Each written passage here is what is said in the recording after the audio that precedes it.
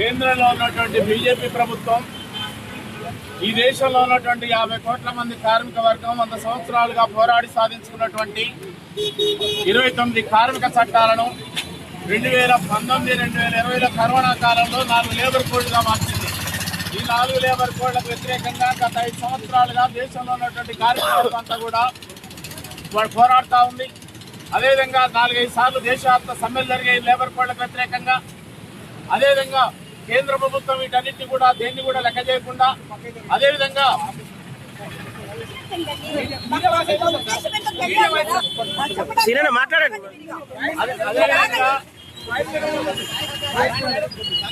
అదేవిధంగా బీజేపీ ప్రభుత్వం వాళ్ళ కార్పొరేట్ సంస్థల ప్రయోజనాలకు అనుగుణంగా ఈ 4 లేబర్ కోడ్లను తీసుకొచ్చింది.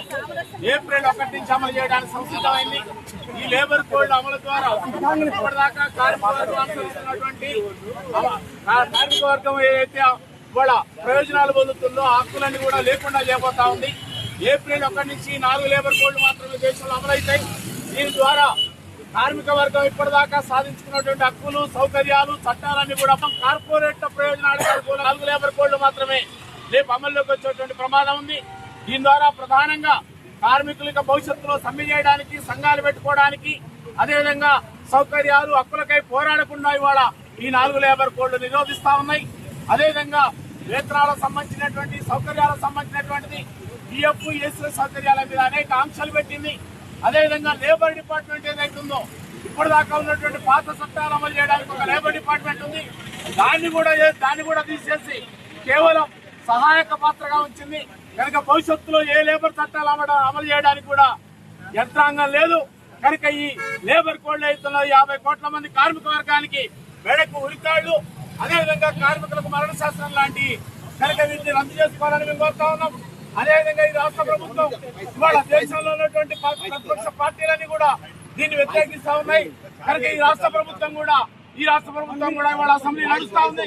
కనుక అసెంబ్లీలో కూడా మీరు ఈ 4 లేబర్ కోడ్లు అమలు చేయమని, కార్మిక వర్గానికి నష్టకరమైనటువంటి 4 లేబర్ కోడ్లకు వ్యతిరేకంగా అమలు చేయాలని కేంద్ర ప్రభుత్వానికి మీరు తీర్మానం ద్వారా అసెంబ్లీలో తీర్మానం చేయాలని మేము ఐఎఫ్టీగా డిమాండ్ చేస్తున్నాం.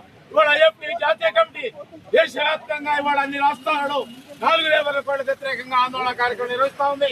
ఇక్కడ కూడా రాజ్భవన్ దగ్గర మెమోరాండం ఇవ్వడానికి ఐఎఫ్టీ కూడా ఇక్కడ కార్యక్రమం తీసుకుంది. కనుక కార్మిక వర్గంతో కూడా ఈ కార్యక్రమంలో పాల్గొంటా ఉంది. అదేవిధంగా ఏప్రిల్ 1 చేస్తే దేశవ్యాప్తంగా ఆందోళన కార్మిక వర్గం సిద్ధంగా ఉంటుంది. దేశవ్యాప్తంగా సమ్మె తప్పని హెచ్చరిస్తా ఉన్నాం.